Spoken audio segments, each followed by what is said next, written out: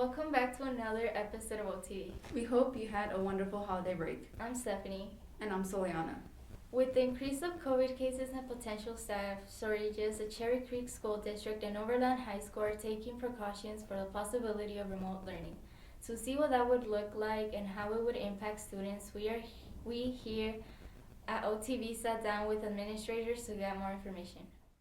With the possibility of going remote on everyone's minds, many students have questions related to remote learning. Our OTV team talked with Nurse Brian to get information on the new Omicron variant. So the symptoms of the Omicron variant are very similar to those of your common cold.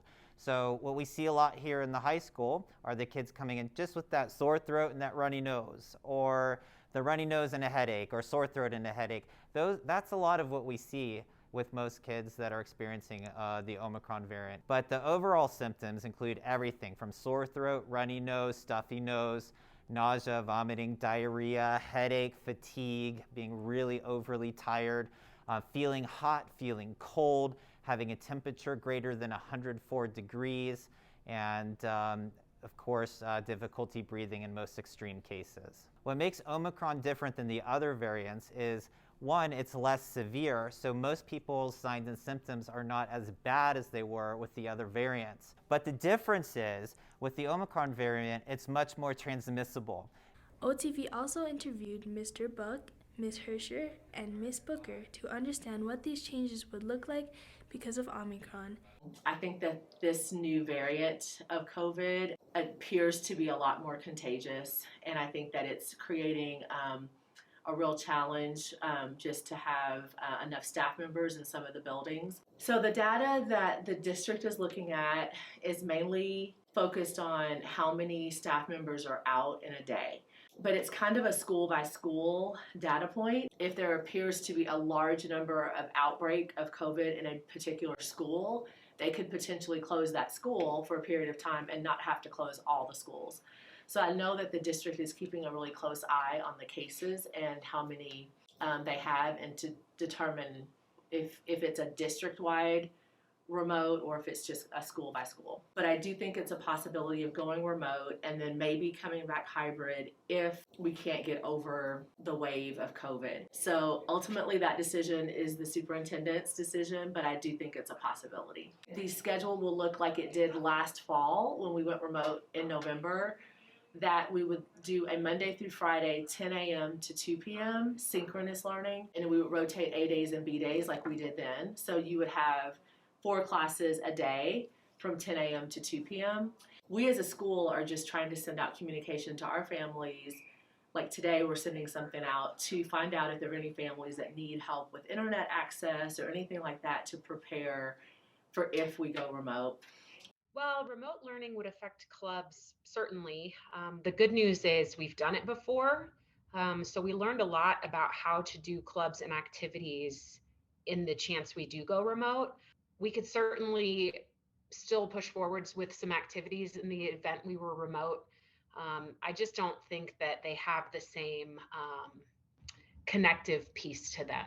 We would just have to probably connect a little bit more virtual activities or ways that people can feel involved without being in person. It's hard to replicate being together in person. Right now, the effects of what will happen to athletics if we go remote are undetermined. I would imagine that if we go remote, there might be some sort of restriction. I'm just guessing. So for the athletes themselves, we would still follow the same protocols we're following now, which is, while inside indoor activities, they're still required to wear masks. As a school nurse, I am dedicated to doing as much as I can to keep school in session. And with that, I need your help. And in order to do that, there are several things that we can do to work together as a team in order to keep us in school and in session.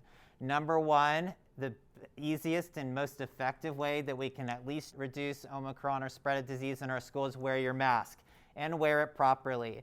This is not wearing your mask properly, because believe it or not, your nose is connected to your lungs, and as you breathe out, those virus particles could come out through your nose. So make sure you're properly wearing your mask, covering both your mouth and your nose. The second thing that you could do to help the spread of Omicron in the school is do not come to school sick at all stay home. It doesn't matter how many symptoms or how severe or not severe they are. Omicron is so contagious that we just want to keep sick kids home. Do not come to school. Contact your healthcare provider or me, your school nurse, and we'll tell you what to do from there. The last thing that we can all do together in order to prevent the Omicron variant spread in the school, and it's one of the most important things as well, is talk to your parents, talk to your healthcare providers, and talk about the vaccine.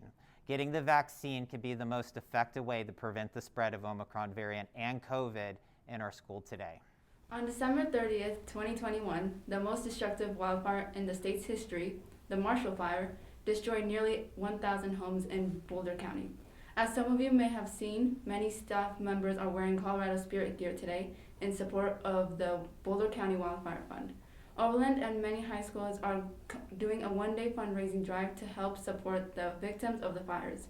During this advisory period, teachers and staff will be collecting donations with all proceeds going to the Boulder County Wildfire Fund.